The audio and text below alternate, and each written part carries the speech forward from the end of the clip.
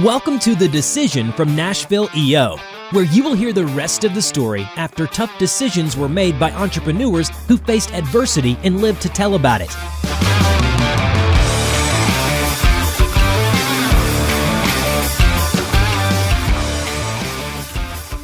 Welcome to The Decision, the podcast by EO Nashville about entrepreneurs, for entrepreneurs, entrepreneurs telling their story about making decisions in the heat of battle, doing business, trying to grow, dealing with family and personal and all the things that happen. And with us today is a relatively new EO member. Please welcome Danielle McGee. Thank you so much for having me today. I'm excited to be here. Same. We first met during the process of you applying to EO and being vetted by me and Ginger Jones. Absolutely. And I was blown away, frankly, by what you had to tell us because, you know, so often we think, I talk to a lot of different businesses being in the marketing world, and you think you've heard every business model out there. And then I'm always pleasantly surprised when I hear something new where somebody has taken what they know and turned a business out of it, right? You turn that knowledge that you've got into a business. Yeah. So tell us a little bit about how you got to that point. Absolutely. So when I launched Black Business Boom in 2018, it was as the Groupon for Black-owned businesses. And that idea came from the fact that my first business, which was a spa on the south side of Chicago, we used Groupon to drive a lot of traffic through the doors. So I said, what if I could create a Groupon-like platform specifically to drive traffic to Black-owned businesses? And I worked on that. I was working a full-time job while also launching that, which was difficult in itself. But I started to recognize that there were a lot of other barriers that Black business owners experienced, a lot of other gaps that I could help to fill. And I'll tell you, we've pivoted and pivoted and pivoted and pivoted until we've gotten to where we are today. And a lot of it has just been looking at, you know, where those gaps are and finding different innovative ways to fill them. And luckily having people that'll pay us to be able to do that. Right. So to back up, when you were still in Chicago, you experienced some business trauma, so to speak, right? That's a good way to put it. Yeah. Tell us a little bit about how that all went down and what you learned in the process. Absolutely. So I got the bright idea to open a spa having no experience in running or working at a spa. But one day I was driving home from my corporate America job in Elmhurst, Illinois, and frustrated in traffic and talking on the phone with my mother. And I said, we should open a spa. We love spas. We should open a spa. And she was like, we should. Yes. Crazy Wow. enough. Right. My mother always backs me up with my crazy ideas. But we actually joined forces and opened the doors to Spatique. And I thought because I had gone to school, undergrad, for business, had, a degree in marketing and management, I had gone back to school, got an MBA. I thought I knew what I was doing and could run a business. And I learned the hard way, I didn't have a clue. And so we got this idea and we just moved full force with it. And that's just how I am. I get an idea, we're doing it. And so we started looking for locations and we signed a lease and we started looking for furniture and all these things before getting a business license. And so we go down to City Hall to go get this business license and they're like, you're not zoned to do massages. Because of the zoning in that area, we were right outside of Chinatown and there had been a lot of raids and things like that in Chinatown. So because of our zoning, we were not permitted to do massages in a spa. So that was one of the first hurdles that we experienced.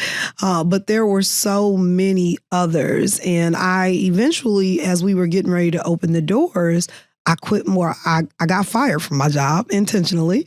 I got fired from this job. It wasn't a good fit. I was working in industrial supply sales. I had been a banker for years and then took that job. And so I got fired and I was like, great, so I can be full-time at the spa. I never made enough money at the spa to pay my bills. I never did. And so I spent weekends driving Uber and Lyft till 2 and 3 o'clock in the morning. I was bartending at local bars. I was cleaning houses every day. I would get up and clean the house of a local attorney. One of my friends owned a cleaning company, so she got me that gig. So I would go every day, 5 days a week, and clean their house in the morning, then go open up the spa, then go to bartend or drive Uber at night. And I was just struggling to get by, but I was determined to make it as a full-time entrepreneur. And it wasn't just about this determination as an entrepreneur. It was like the shame, the fear of people, how people will look at me as a failure if I go back to work. And, everybody was looking at me like the first, in my group to step out on faith and become this entrepreneur full time. So how would people think about me if I went back to work? And for a year and a half, my mother was like, you need to get a job. Like, you need to get a job. Go back to work. I had just gotten my MBA. Eventually I did go back to work, but that was a really hard decision for me to make. It shouldn't have been that hard because I had a looming bankruptcy and all these other things that were just not working out, but it still was just a really difficult decision for me because of what other people would think. So you couldn't do massages there? We could not do massages. So do you think that was the Achilles heel for the whole operation, really? That was definitely, it really hurt us.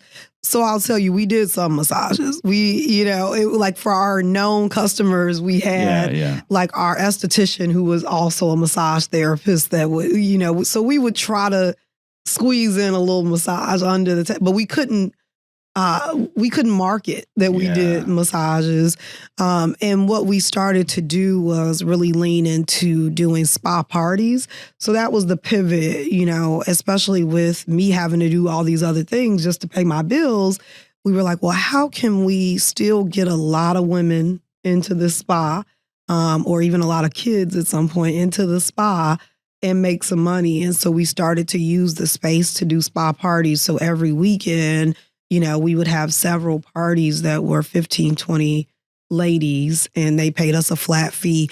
And so for those ladies, we would do chair massages. So there would be a selection of chair massage, mini facial. We would even have like makeup application. We had several mini services that you could choose from in a package. But that way we limited the time we had to be at the spa while still making some money.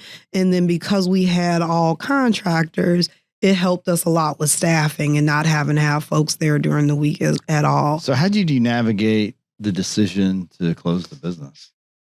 So we kept the business open for 5 years. Crazy enough. Wow. It really, I guess it was really a passion project because we really were not making money to sustain anybody's lifestyle, but we kept the business open for 5 years, and eventually it just didn't make sense. At that point, I had moved to Nashville, so my mother was really handling everything. My grandmother was helping her. My grandmother spent a lot of time at the business, and it just became a burden, to not make any money and have to be in this space. So eventually we just decided to close it down. And like I said, I had gone back to work, gone back to corporate America, started my career in healthcare, and that career brought me here to Nashville. Mm. So really, I feel like the decision, while that decision to go back to work was such a difficult one to make, and I started my healthcare career with that decision as a manager at a FQHC, a federally qualified health center, managing a team, but only making $42,000.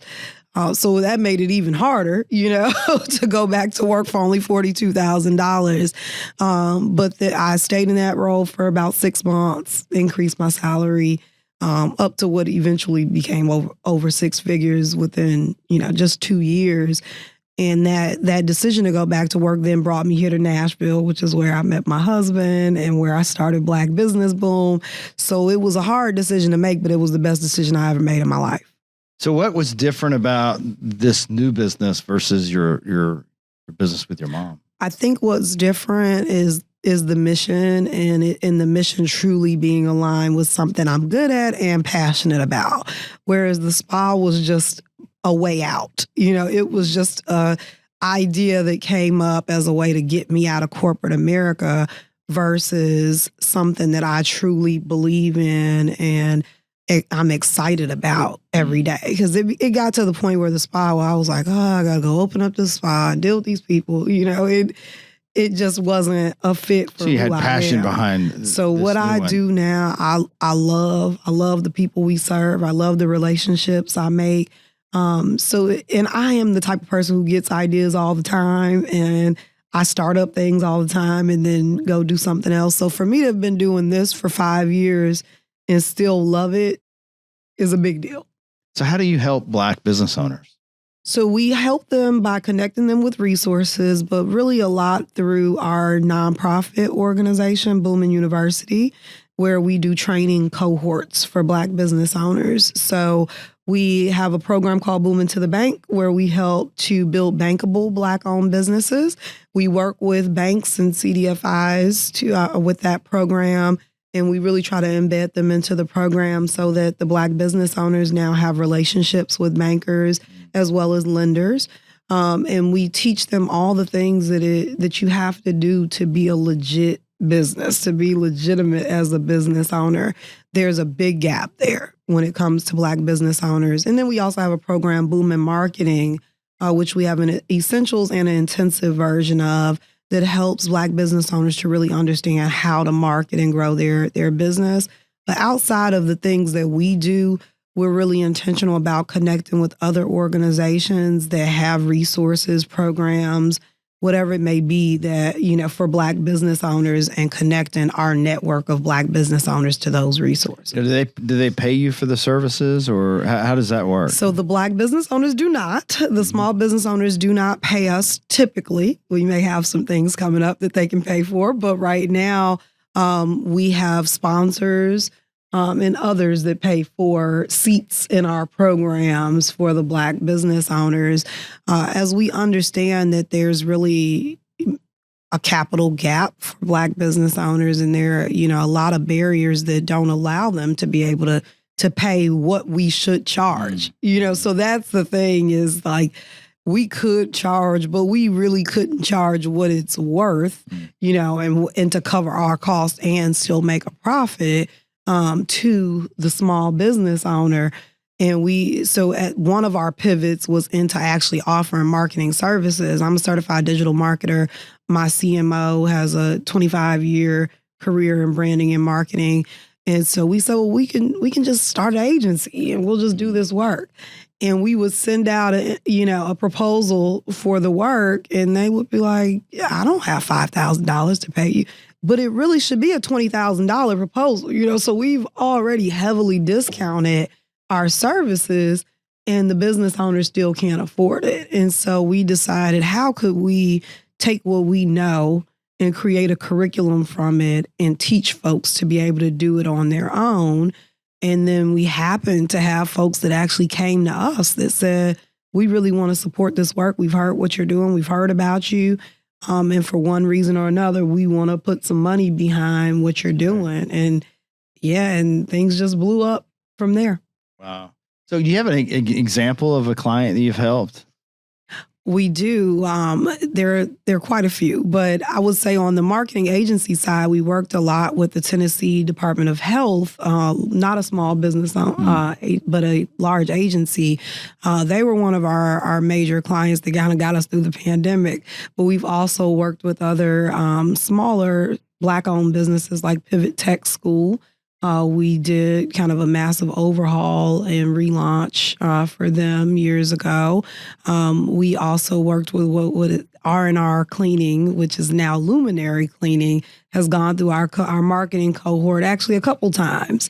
And they are one of my favorite examples because they did the work and they saw the reward. Whereas, when you're teaching folks, you can't control the outcomes. It's up to them to take what you're teaching them and apply it and see growth in their business.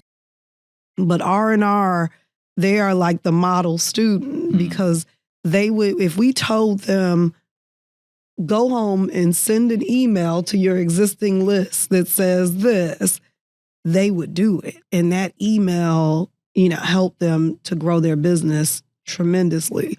So they're truly a testament to like, if you do the work, it works, so that they're one of our proud testimonials. Oh, that's great. That's great. So since joining EO, how has the business changed for you?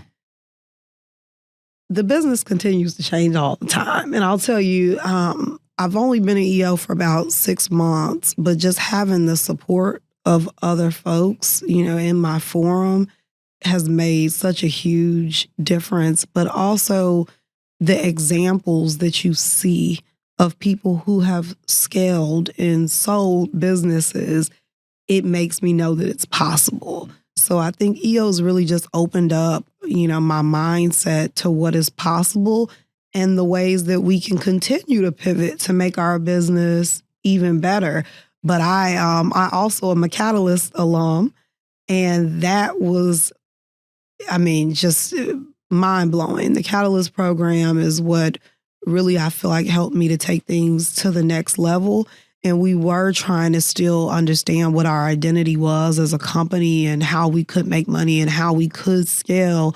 And Michael Bertram, really opened my eyes to different ways that we could make money in this same business versus me saying, okay, let's scrap this and go do something else. How do we think about this business different?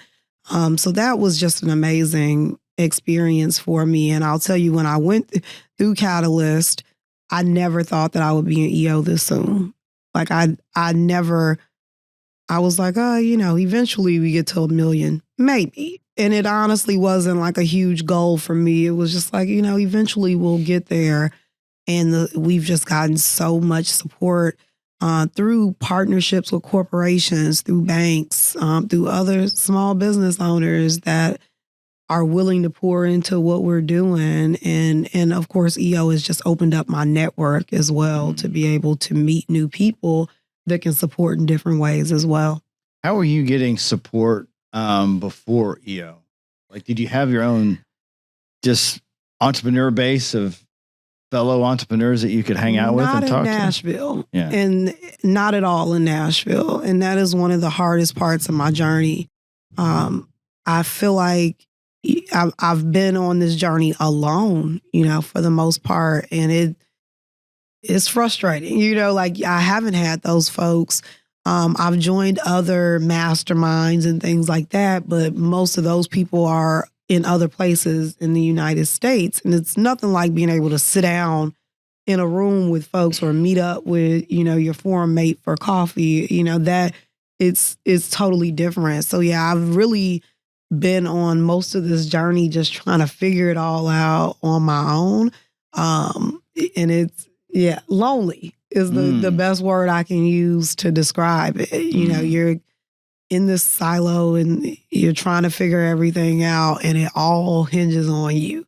Like, every decision you make can really impact the lives of other people. And it's a lot of pressure. So I've told my forum, like, they know more about who I am today, the person I am today, than most people that I know. Like my closest friends and family members, like they know things that, my husband may know, or may have heard, but we've not really gone in depth.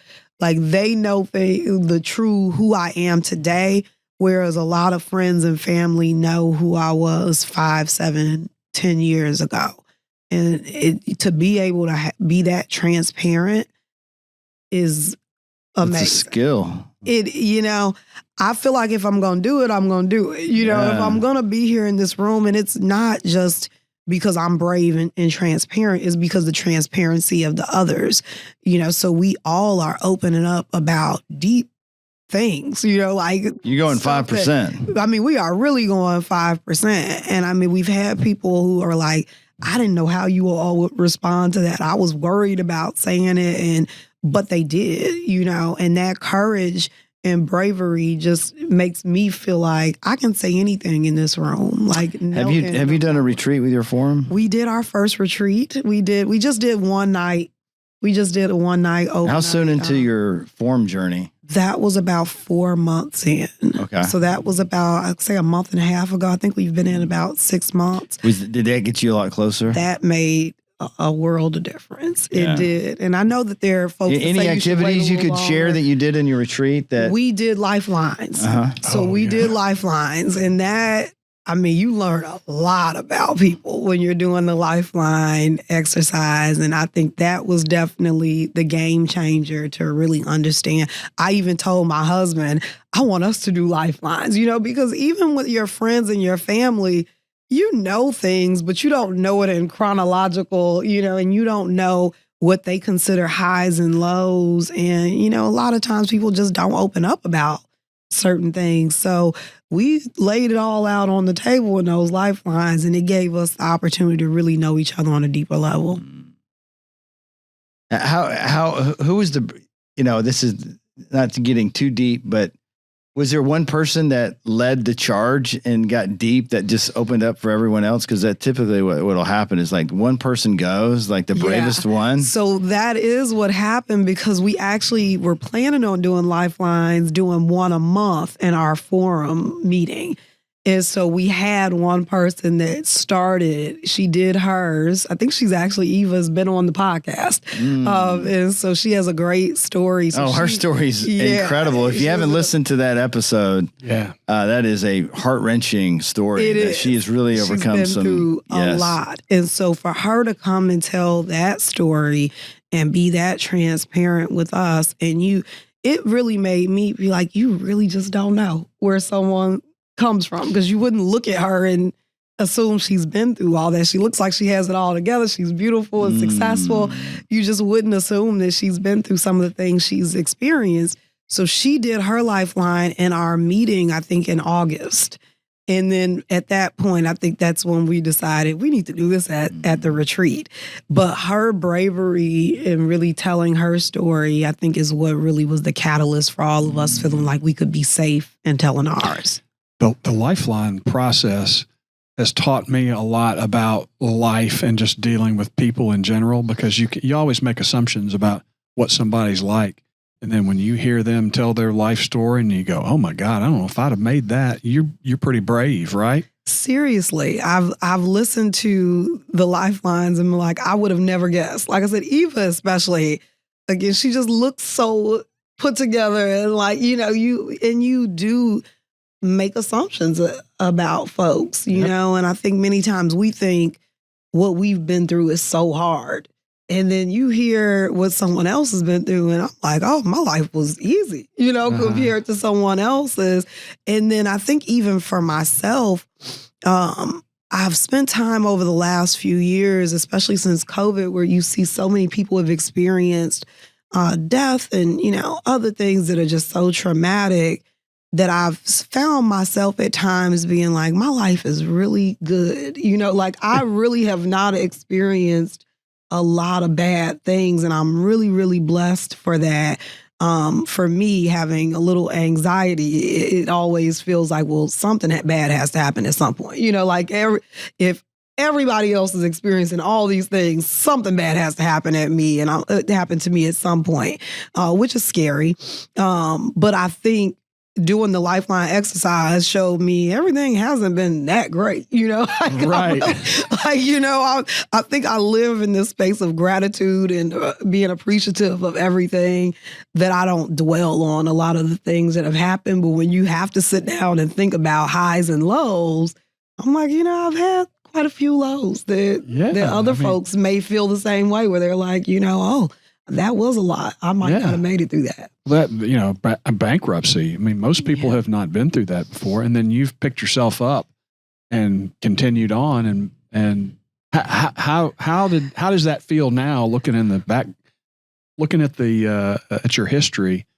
The crazy thing is, like, bankruptcy felt like the end of the world for me at that point. I really felt like I've messed up in a really major way. I had an IRS bill I had put myself in this position where I was out and, doing all these things to pay the bills. And I had gotten a business loan. And I was like, I got to pay the business loan. So I didn't pay my assessments at my condo, the homeowner association fees for the condo, in order to pay the business loan, because I didn't want to mess up with them, and then come to find out, these people could really take my condo. And so I went from owing $500 to owing $5,000 overnight. And I went to my mother and I asked her for the money. I think I needed about $10,000 or $12,000 to bail me out of this IRS and this condo issue. And my mother was like, "Nope, you're gonna have to figure this one out yourself." And in that time, I was upset because I'm like, she has the money. She could give me the money.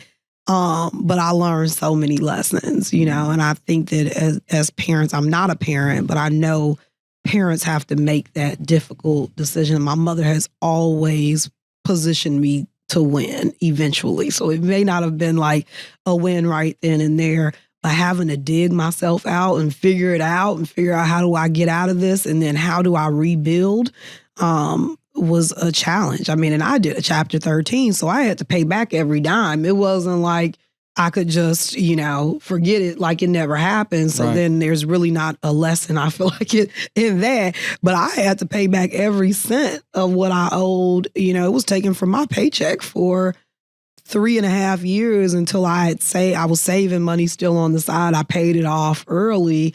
But it just felt like I was so embarrassed. I didn't even tell people about the bankruptcy until it was paid off. So it wasn't until I filed in December 5th, 2015. It wasn't until like 2021 really that I've opened up and been like, I had to file bankruptcy. I just paid this bankruptcy off. I paid it off early, which I was proud of, but I was just completely embarrassed. And now I'm like, I did what I had to do. Yeah. In that space, you do what you have to do. I had worked hard to get this condo and it was paid off, so to lose that, that would have been catastrophic, so I did what I had to do to make it through in that space. And I think that I learned lessons, but I learned resiliency and how resilient I am. And I learned that I'm going to do whatever I have to do. I'm going to do it. I'm going to get it done. I'm going to, if I have to go out and drive Uber today to pay my bills, then that's what I'm going to have to do. And I think many folks don't have that type of grind in them, and I was grinding and still not necessarily getting ahead. But when it came down to it, I had to do the bankruptcy, and it's what I had to do. I think the influence of having those sorts of experiences obviously changes who you are, right? Mm-hmm. But applying that then to whatever comes next and your ability to translate that into the work that you're doing with other business owners, how has that manifested? It's been incredible over the last year, honestly, as I decided randomly one day, I want to do loans for small business owners. And I can't even tell you how I just woke up one day and decided people need money. I'm going to be the one to get them that money. But my experience has heavily influenced that in the program that we've launched. Like I said, Boom Into the Bank. It started with we have corporate partners that have invested money into several banks and CDFIs for them to lend to Black business owners. And many of them have not been able to deploy that capital. And we've learned that a lot of that is because these business owners are not bankable. They are not filing taxes. They're not bookkeeping. They don't have EINs. They're not doing those things. So we decided we would launch a program and we would help them to do that. And then I was like, well, what's the point in them going through this program and learning how to become bankable and still not being able to get the money, that they need for their business. So I decided we're going to become a micro lender, and we're going to raise funds, and we're going to deploy that capital out to small business owners. But even in building the curriculum for this program, a lot of it was because of the trauma I've experienced, with me having that business loan and not being able to make a payment, but deciding I'm going to take money from somewhere else to do that, versus having a conversation with the lender, which I now know is what I should have done, especially with them being a CDFI. They could have restructured the loan. They could have done things to help me, but me not knowing any better, I didn't even tell them what I was experiencing. So I start every Boom Into the Bank session with a story about my past, because I want these folks to understand I've been there, and I didn't just create this program, just because I feel like we need to talk more about bookkeeping. It's because I've experienced what happens when you don't do it. Because I experienced in 2020, like many Black business owners, I was almost not able to get the PPP loan because I hadn't done the things. I had done some of them, but I hadn't done all of them. And then I had to scramble in order to get ready.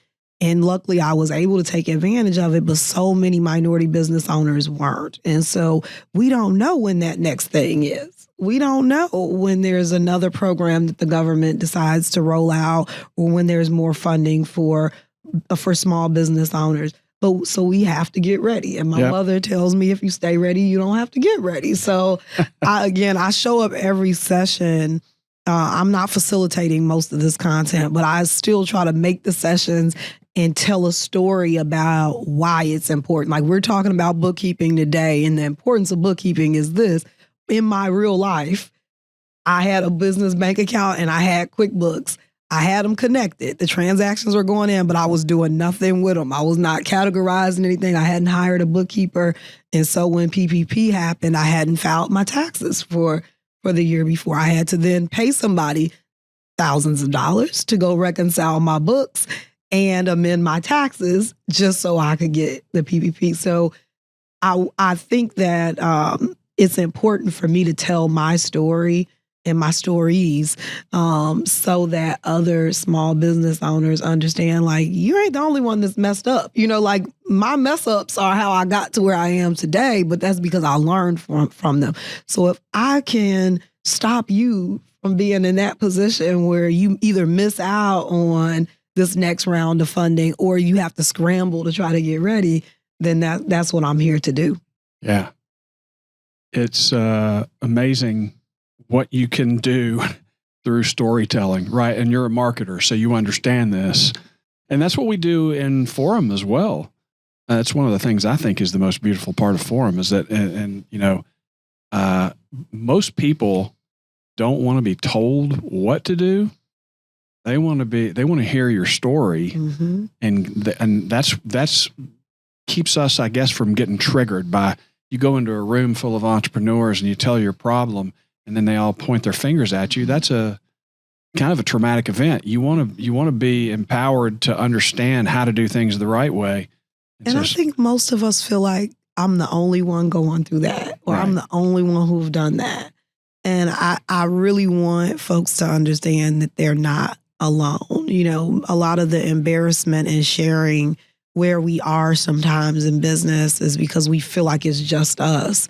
And so if I can be this person that people consider successful, I feel like I haven't made it, but I'm on my way, and I do okay for myself. But if I can let folks know I messed up a lot of things to get where I am today, it messed up, learned a lot of hard lessons to get where I am today.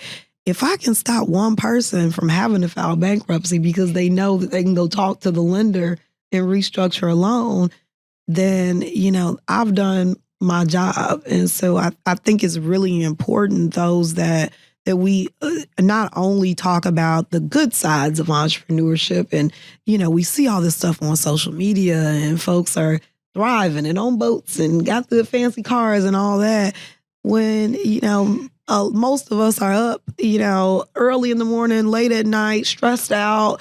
I feel like every decision I make can affect somebody else's livelihood. That's a lot of pressure. We say we want it, but it's a lot more to it than what we see on social media. And so we need to hear the stories of, when things didn't go well, when things didn't work out, because I know there's someone out there right now that is struggling to pay their bills, Instacarting and Ubering and trying to figure out, because they want to keep this business going. I know there's someone who's scared to go back to corporate America and make that decision because people will look at them funny and they'll feel like a failure in their business. I know there's someone out there that's trying to figure out, should I pull the trigger on this bankruptcy or not? And again, I like to be transparent so that people feel, if they are out there experiencing those things,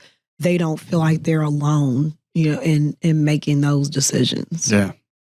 Danielle, that was awesome. Thank you for sharing your story, and thank you what you're doing for the community, and introducing people to the new sources of funding and the guidance they need to get their business, their dream to happen. So thank you. Absolutely. I appreciate you all having me. And, I feel like I'm living my dream every day. And I have always been this person that likes to help and pour into other people. So I feel like every day I just it's a business, yes, but every day I'm just living my dream. I have a lot of the freedom that I've always wanted. I like to sleep late. I'm not a morning person. I get to sleep in most days.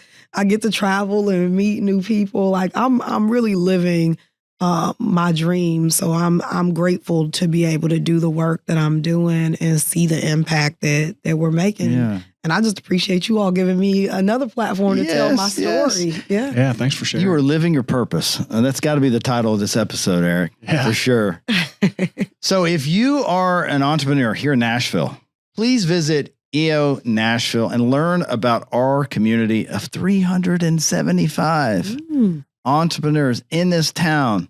We are the largest chapter in the United States. Like, we are a force to be reckoned with.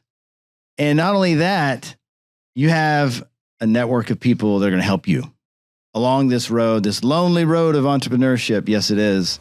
Thanks for watching and have a fantastic rest of the week.